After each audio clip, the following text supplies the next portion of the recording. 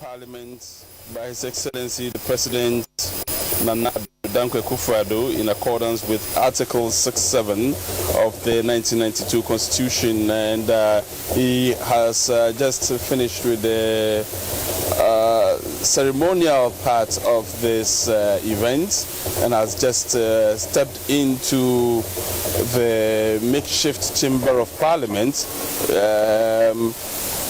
Just by way of information, previous State of the Nation addresses were delivered in the Chamber of Parliament, somehow due to COVID-19 restrictions.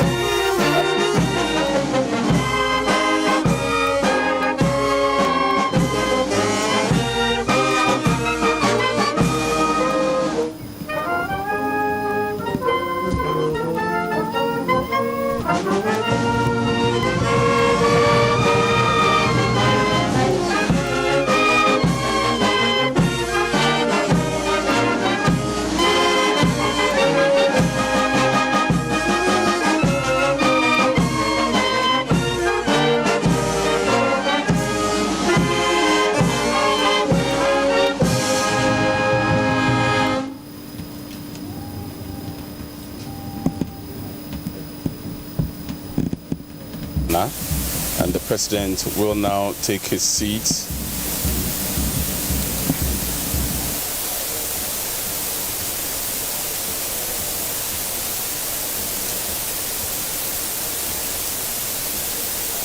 Last time the Parliament was dissolved was in 2017, 6th January, and before then, on the 5th of January, former President John Dramani Mahama also delivered his last State of the Nation address in line with the Constitution, the 1992 Constitution of Ghana, ahead of the dissolution of the 6th Parliament of the Republic of Ghana.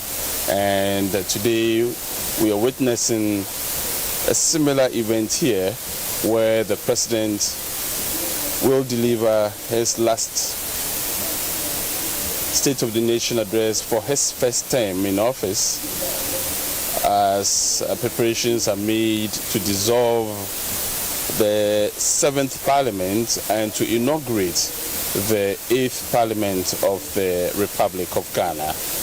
And that is in line and in accordance with provisions in the 1992 Constitution.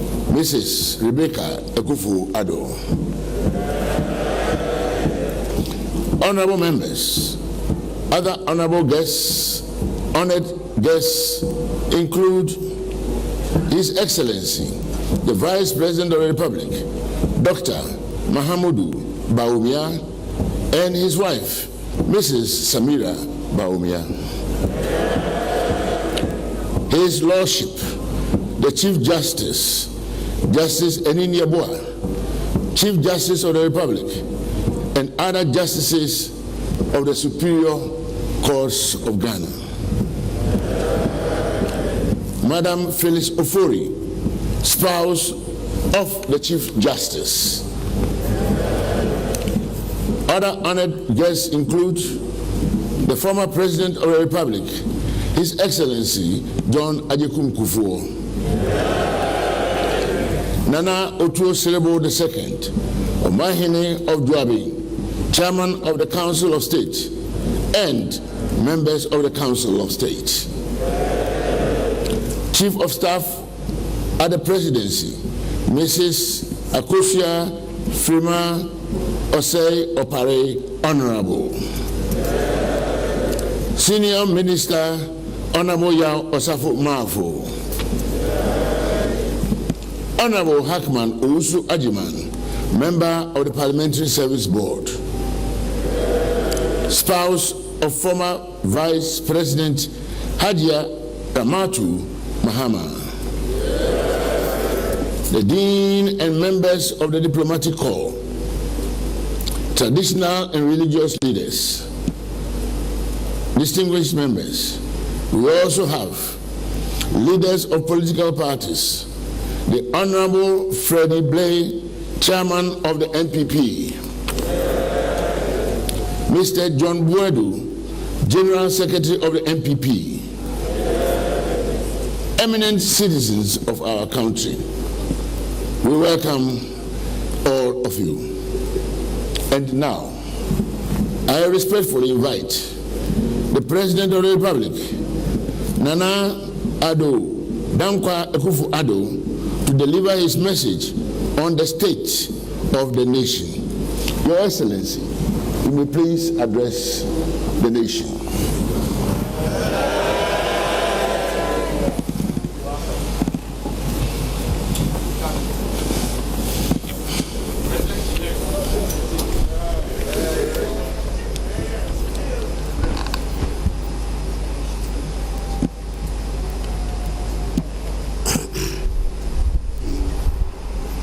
I beg the indulgence of the House to join me in standing up and observing a minute's silence in memory of the dynamic first President of the Fourth Republic, His Excellency Jerry John Rawlings, who sadly passed away on 12th November 2020.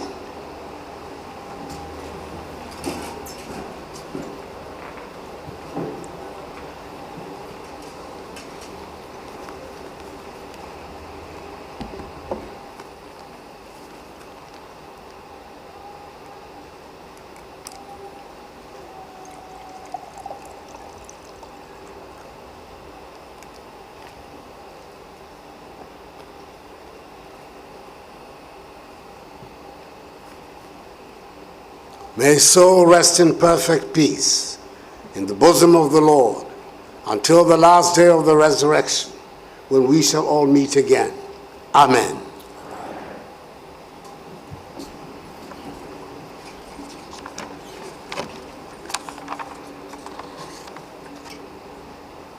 Mr. Speaker, as demanded by the Constitution, I have come before this august House to deliver on the dissolution of this seventh Parliament a message on the state of the nation, which is essentially an account of my stewardship as President of the Republic these past 4 years. On 7th December 2016, the good people of Ghana went to the polls and honored me and my party, the New Patriotic Party, by voting us into office. We were given a clear and unequivocal mandate with decisive victories in the presidential and parliamentary elections. And by the grace of the Almighty, the Vice President, Alhaji Dr. Mahamudu Bawumia, and I were sworn into office on January the 7th, 2017. We had presented to the people of Ghana during the campaign a clear plan of how we intended to grow and transform the economy. Speaker, we thought we knew that we would face a difficult situation, but when we took a good look, we were still taken back by the state of the economy we inherited. An economy with severe macroeconomic instability, weak growth, a troubling financial sector, low investor confidence, and significant structural bottlenecks. The basic facts of our unhappy inheritance are well documented. 15.4% rate of inflation, a 9.3% fiscal deficit, 32% rate of interest, a 3.4% rate of GDP growth, the lowest in 2 decades, all under an IMF-sponsored bailout program. We set to work quickly, and I'm glad to say that we've been able to stabilize the economy, exit satisfactorily the IMF program, and restore confidence in the economy. At the end of 2019, the economy was characterized by strong growth in response to implementation of government flagship programs, single-digit inflation, reduced fiscal deficits with 3 consecutive years of primary surpluses, relatively stable exchange rate, significant improvement in the current account with 3 consecutive years of trade surpluses, strong foreign exchange reserve buffers, and markedly reduced lending rates. The global pandemic of COVID-19 threatened to derail the progress chalked over the first 3 years of my administration. Its impact has led to the revision in GDP growth for 2020 from 6.8% to 0.9%, and later to 1.9%, to reflect significant slowdown in economic activities as a consequence of the effects of COVID-19 on lives and livelihoods. The proactive decisions taken by government to fight the pandemic, as well as revitalize and transform the economy with the 100 billion CD Ghana Cares or Batampa program, anchors bright prospects for the medium term. Government will continue to implement prudent fiscal measures to quicken the pace of fiscal consolidation. And in March this year, the Minister for Finance will come to this august house to provide further details on the measures to be taken to restore our country back to the path of economic recovery. Mr. Speaker, government in 4 years has recorded a number of significant milestones in our quest to formalize and modernize the Ghanaian economy. We believe it is the fairest and fastest way to achieve our goals. The National Identity Card rollout, the National Digital Property Addressing System, the interoperability of mobile money transactions, the introduction of the paperless operations at the port, e-business registration system, and access to digital financial services are all part of the drive to formalize our economy and enhance its productivity. For years, there had been unhappiness and sometimes agitation on the subject of the geographic delineation of regions in the country. In the particular case of what was to become the OT region, their demand for a new region stretched back to more than 60 years. We decided that we needed to resolve these matters to be able to bring governance nearer to the people. The constitutional processes for the creation of new regions was put in place, and after the petitions and stakeholder consultations, the people in the identified areas have the opportunity to vote in historic referenda. There were overwhelming approvals for the yes vote in the referenda held in 47 districts across 4 existing regions. This led to the creation of 6 new regions, and we now have 16 instead of the 10 regions that existed at the start of my administration.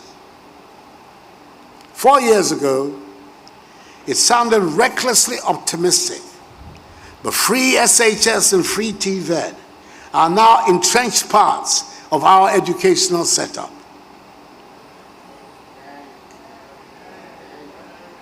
In a few years' time, we can guarantee that the basic education for the workforce in our country will be at the secondary level. It is a transformational step that we have taken, which should quicken the pace of development all round and give us confidence in our future.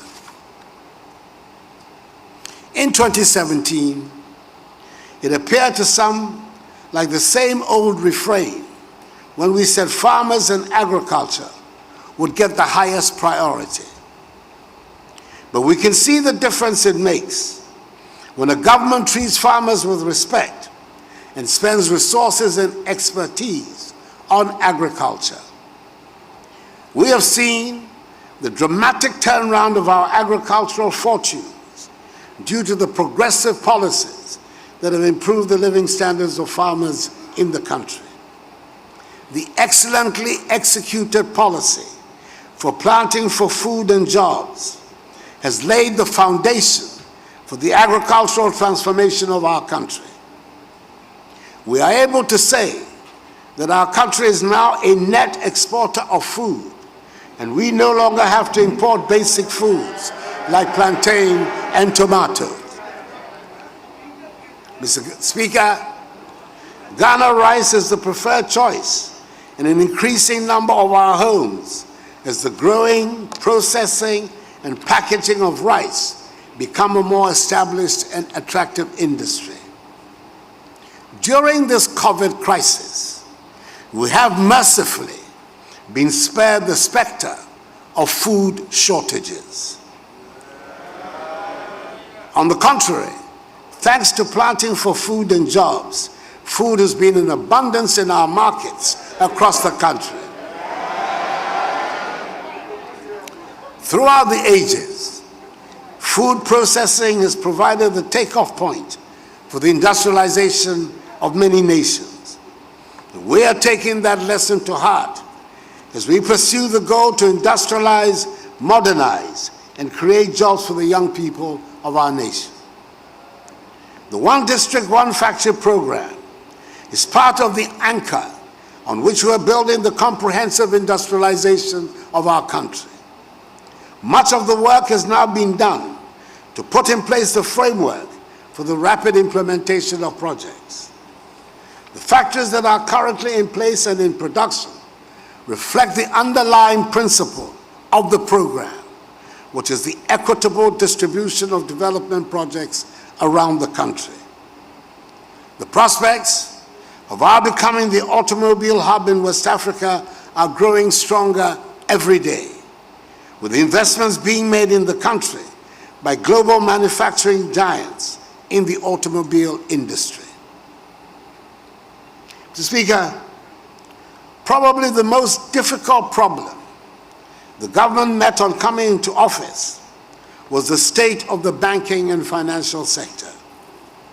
Many of our banks were in distress and had been kept on unsustainable and artificial life support by the central bank. The supervisory agencies were unfortunately not performing their duties, and the governance and management structures of many of the banks were clearly not adequate. If truth be told, many of our finance houses were running what can only be called glorified Ponzi schemes and had lured many depositors into these schemes. We were in a desperate situation, and urgent radical measures had to be taken to prevent the collapse of the entire financial and banking sector. The Bank of Ghana, under new leadership, intervened and has restored sanity to the sector, and in the process, we have saved the banks involved and 4.6 million depositors' funds.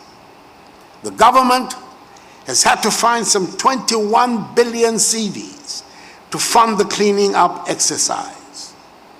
This exercise has enabled a more robust financial and banking services sector to emerge, the better to finance the rapid development of our nation.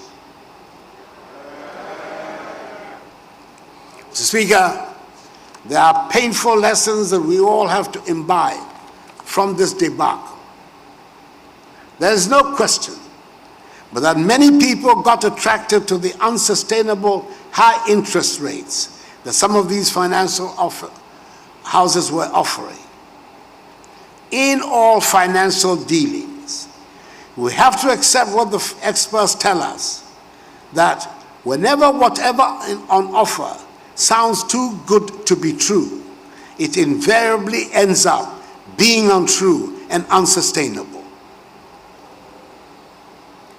Government is committed to paying all validated claims, and I expect the process to be completed soon after the courts grant the liquidation orders for the remaining failed fund management companies.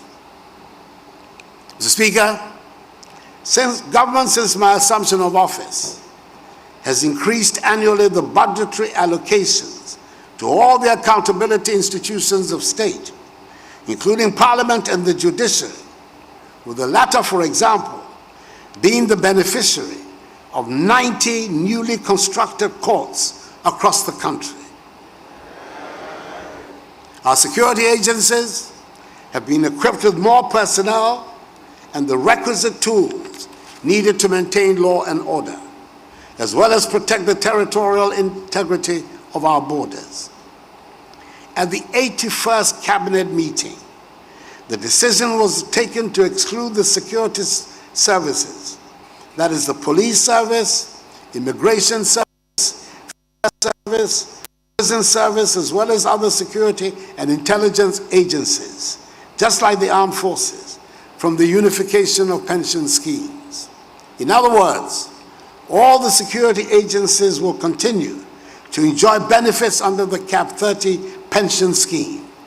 And the appropriate legal regime will be put in place by the Ministry of Employment and Labor Relations to ensure this.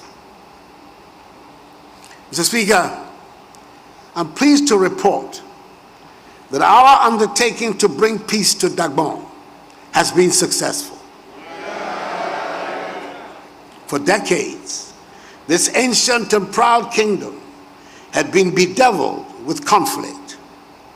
Since 2002, when a fresh eruption of the conflict ended in the tragic killing of my friend, the Yana Yakubu Andani, Dagbon had become designated as a troubled land. A generation of people have grown up nothing else but Dagbon as a troubled land where there was no peace, and public officials hesitated to accept postings there. On assumption of office, we decided to tackle the problem with renewed vigor. Luckily for all of us, the three eminent chiefs who had been at the helm of the peace process since 2002 did not relent on their commitment or enthusiasm for the cause of peace. Our efforts bore fruit. A historic settlement was reached, and peace has been restored to Dagbon. I recall the joy and deep satisfaction that I felt on the day that I attended in Yendi the enskinment of the new dignified Yana, Mahama Bukari II, and I carry my honorary title of Dagbon Malti Na Abudani, which he graciously bestowed on me with pride. I admit freely that it was one of the highlights of the past 4 years for me as President of the Republic. I was happy, not just because a long-running problem had been finally resolved, but also because I know that the development and modernization of our country that we all desire can only happen when there's peace and unity in Ghana. I express the deepest gratitude of the nation to the many people who worked so hard to give Dagbon the opportunity for its people to lead normal lives again. I pay homage especially to the three eminent chiefs who led the process: the redoubtable Asantehene, Otumfuo Osei Tutu II, the overlord of Mamprugu, the Nairi, Na Bohugu, Abdullah Mahami Sheriga, and the overlord of the Gonja state, the Yagbonwura Tutumba Boresa Sulemana Japa. And I congratulate the Dagbon people themselves for deciding to embrace peace. We pray that we learn all the hard lessons and reject the use of violence to resolve the problems that will come up in our lives. Mr. Speaker, since I'm on the subject of highlights, this might be the appropriate place to recall the year of return. 2019 marked the 400th anniversary of the start of the barbaric transatlantic slave trade, and we declare the year of return as a mark of solidarity with the descendants of the millions of Africans that were taken in captivity from our shores into the Americas and Caribbean. Black people in the African diaspora, those in the Americas and Caribbean, and indeed in the rest of the world, took to their hearts our invitation and came in their numbers to Ghana. Our country throbbed to the sound of the returnees and the joy of finding a welcome after the trauma of 400 years of the horror of the slave trade. The young people of the world came to Ghana, and it was a good experience for all of us to play host to the world. We entered the year 2020 full of hope and the determination to build on the successes and joy of 2019, which ended on such a high note. Then the unexpected struck, and our world was literally changed overnight with the arrival of the COVID-19 pandemic. This pandemic has shaken economies and public health systems the world over and brought even some of the wealthiest and most developed countries to their knees. Over here in Ghana,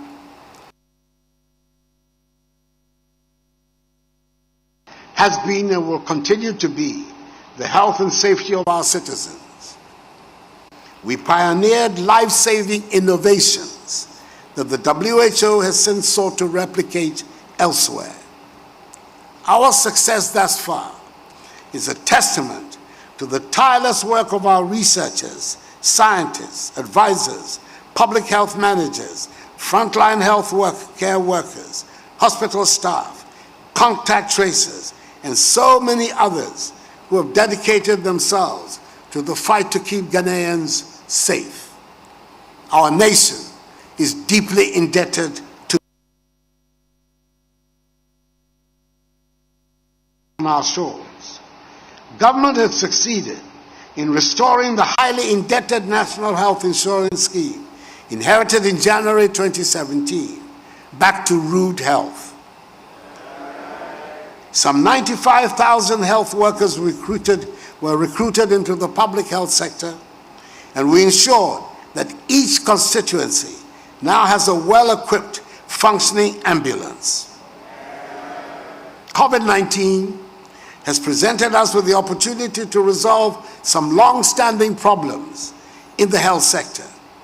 We have taken steps to resolve the problem of infrastructure deficit in the healthcare system once and for all, with the inception of Agenda 111 and the start of the building of hospitals around the country. We are upgrading district hospitals where they exist and establishing new ones where they do not.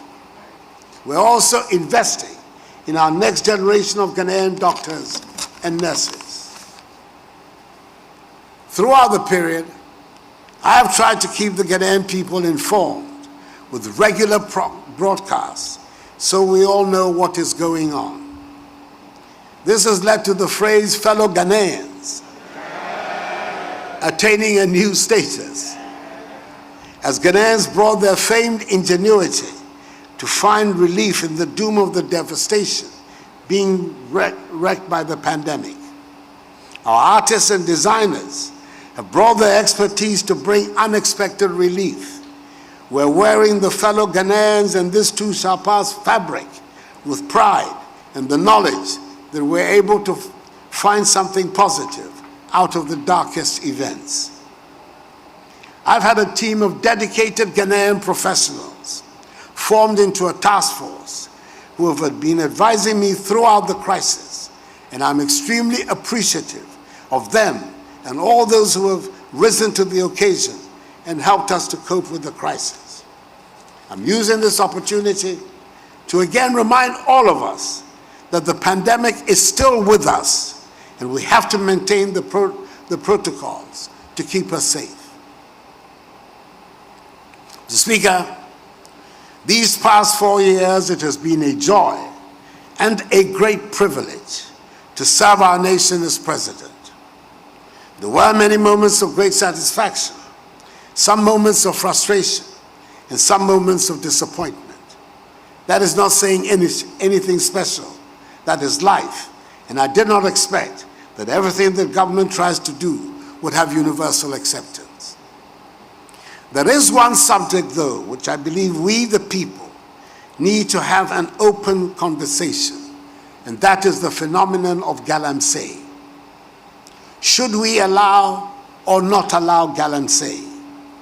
The illegal mining that leads to the pollution of our water bodies and the devastation of our landscape. As I have said often, the Almighty having blessed us with considerable deposits of precious minerals, there would always be mining in Ghana. Indeed, there has always been mining in Ghana. The problem we have is the use of modern technology that leads to the illegal mining methods, posing serious dangers to our water bodies and the health of our environment. The pollution of our rivers and water resources has been so acute on occasion that the Ghana Water Company is unable to afford the distilling of water to make for safe drinking.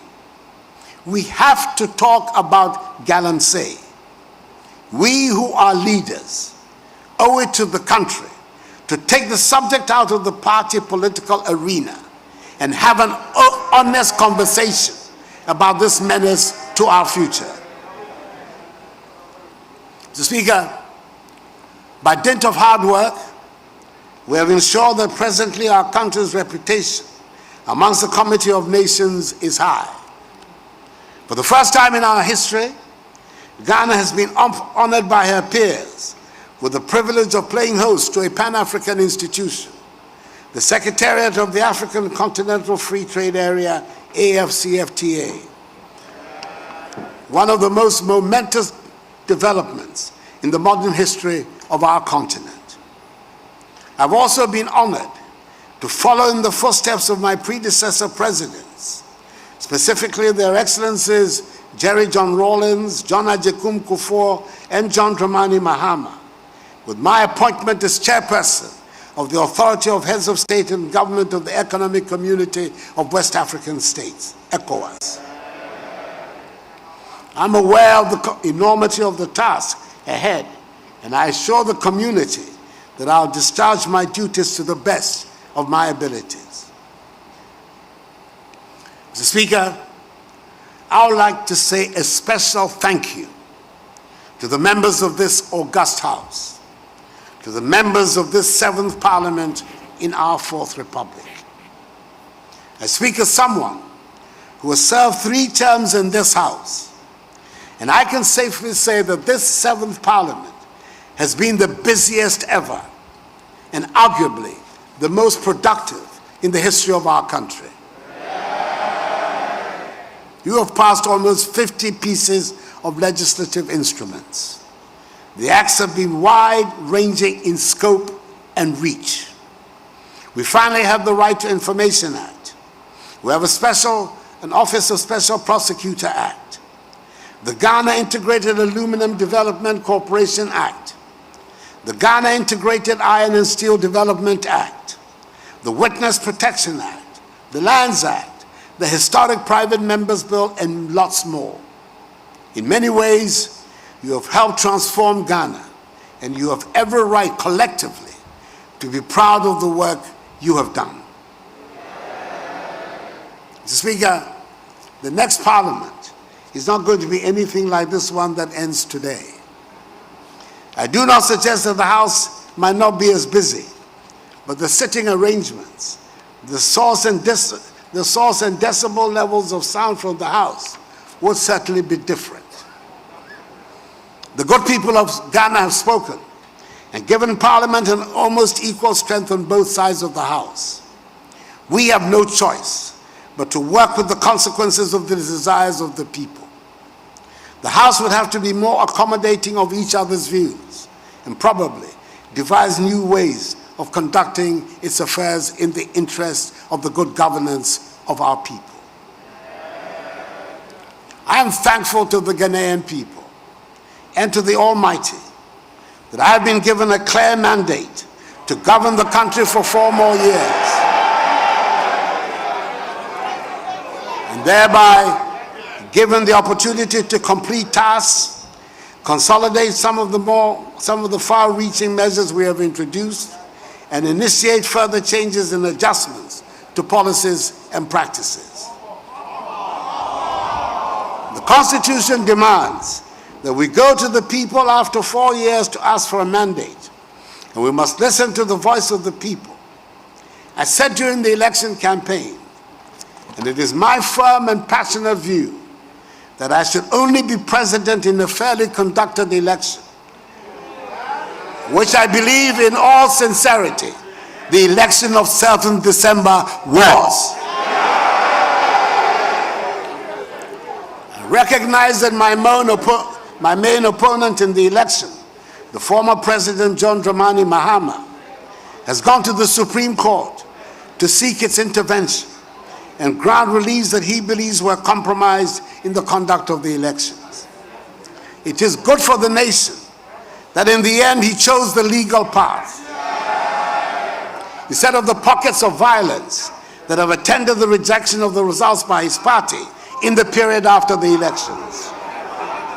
We all have to make a deliberate decision to invest in the rule of law and uphold the integrity of the institutions of our state, so that no person or group of persons take the law into their own hands with impunity. Mr. Speaker, it has been my great pleasure and exceptional privilege these 4 years to have served as president of our beloved country. I'm grateful to you, this honorable House, for its cooperation in the enterprise to attain our common goal and aspiration of advancing the peace, progress, and welfare of the Ghanaian people. I will see some of you in February. And those of you who will not be present have my best wishes for the future. May God bless the Parliament of the Fourth Republic and us all. And may God bless our homeland Ghana and make it great and strong.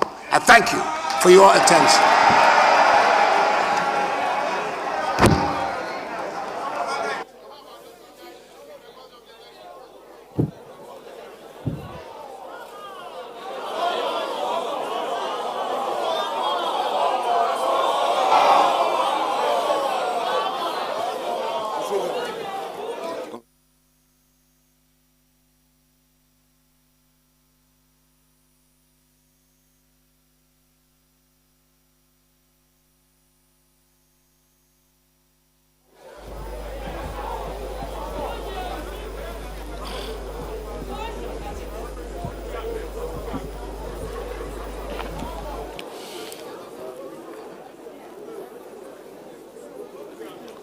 Honorable members, in accordance with Standing Order 58, I wish to convey to His Excellency the President the gratitude of this Honorable House. I seize this opportunity to express our appreciation to the Ghana Armed Forces, the various security agencies, and our own internal security for their services which have ensured the smooth success of this function. Honorable members, again, in accordance with our practice, a formal communication will be sent to His Excellency the President after the House has debated this message. The full debate on the message will commence at a time to be determined by the business committee.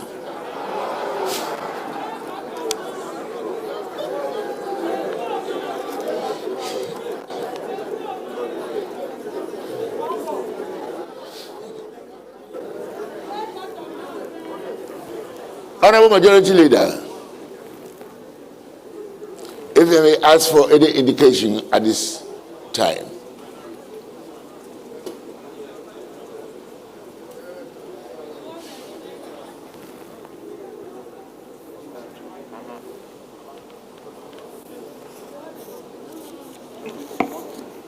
Speaker, honorable members, we've listened to the President of the Republic, and I guess as usual, before I give any indication, maybe the Speaker may want to hear from the Minority Leader, even if before I give an indication as to what to do next. We are together in this enterprise together. Mr. Speaker, thank you.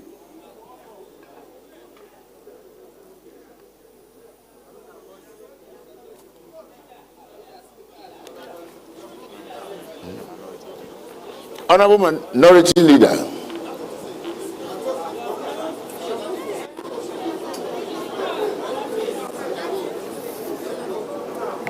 Speaker, I see motion item 4, and it's my expectation that the Majority Leader would have moved that motion, but it is not out of place that I do it.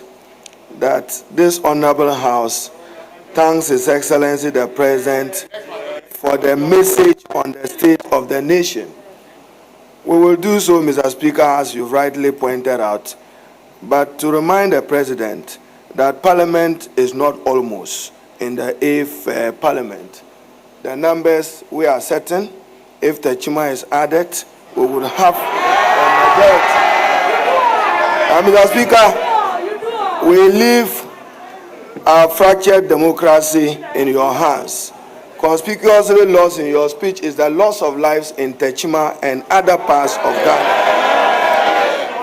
We have an economy which is hugely debt-driven. We have a bag of corn selling for 200 Ghana in Tamale, yet the economy in Ghana is doing well. We will thank you. We will thank you for serving Ghana well. I will not open the debate today. But Mr. President, to remind you that peace must be predicated on fairness and justice. I thank you.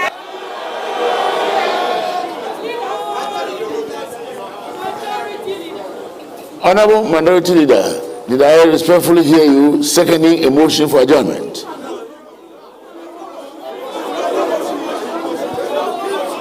Honorable Majority Leader, if I may please have a clear indication as to a motion for adjournment.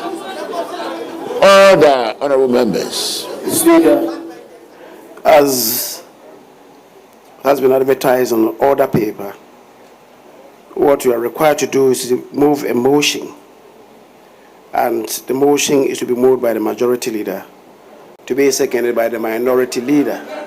Mr. Speaker, what I raise by way of preliminary observation is that if there are any indications, the Minority Leader will be called on first before any indications could also be given by the Majority Leader, as is the practice in the House. But Mr. Speaker, the President has provided under Article 67 of the Constitution has come to deliver to Parliament a message on the state of the nation. The state of the nation as he met it, and the measures he, as President of the Republic, has instituted to improve the lot of Ghanaians and indeed develop the country as a whole. Mr. Speaker, the state of the nation that he is bequeathing to himself, he has accounted for to the nation in his brief address. Mr. Speaker, the president has appealed to his own government to be much more consultative given where we are as a nation. And he has also appealed to Parliament to be innovative in the conduct of business, all in a bid to deepen our democratic governance. So, Speaker, normally when the president delivers his message on the state of the nation, the Parliament sets aside a date and indeed periods to pore through the content of the debate.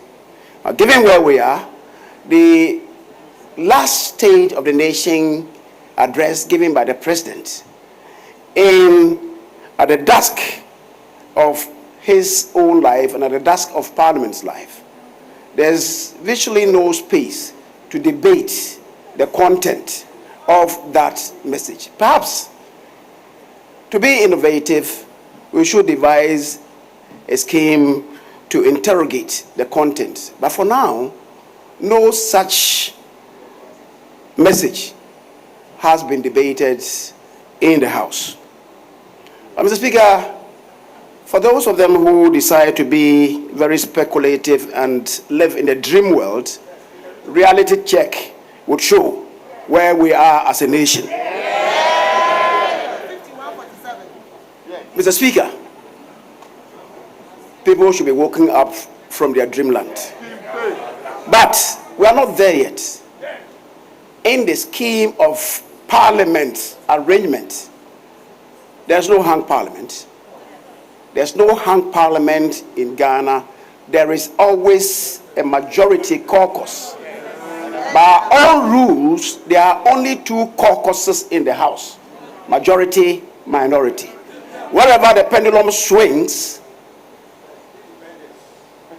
Mr. Speaker, that group will constitute the majority. And people should learn the rules of procedure in this House.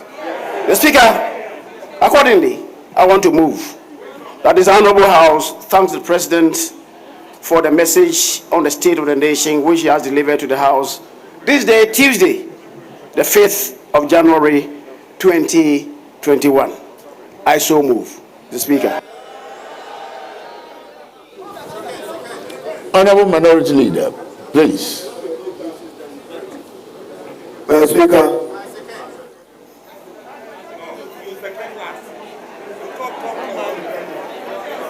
Mr. Speaker, I beg to second the motion and to remind the House that the Ghanaian people voted for no to excessive partisanship, no to the divisive politics of our country, and for shared opportunities for the good of the Ghanaian people. I beg to second the motion. Honorable members, the motion to congratulate His Excellency the President for his brilliant address to us here this morning has been moved by the Majority Leader and seconded by the Minority Leader. All those in favor say aye.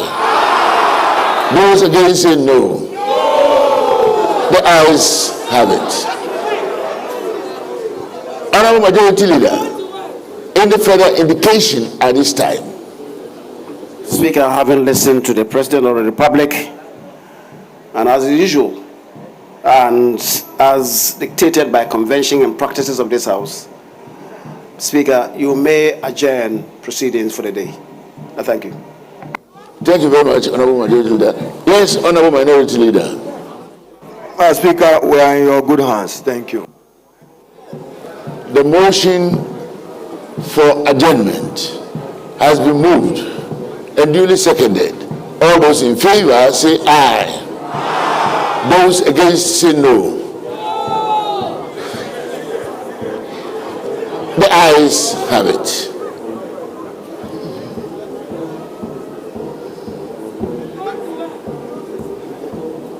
This Honorable House is accordingly adjourned till Friday,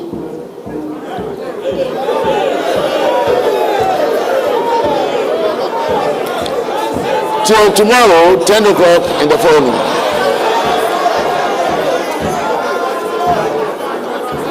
Honorable members, I shall now process out with the President, the Vice President, and the leadership of the House to the lobby for Mr. President and the Vice President to sign the Distinguished Visitors Book, after which we will return through the chamber to the Speaker's lobby for a brief interaction.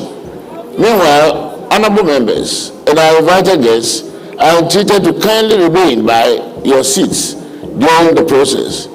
His Lordship, the Chief Justice, will also process out of the chamber in the company of the Justices of the Superior Court of Judicature before joining us to sign the Distinguished Visitors Book. The House stands adjourned to tomorrow accordingly. Thank you very much, honorable members. Thank you, Mr. President.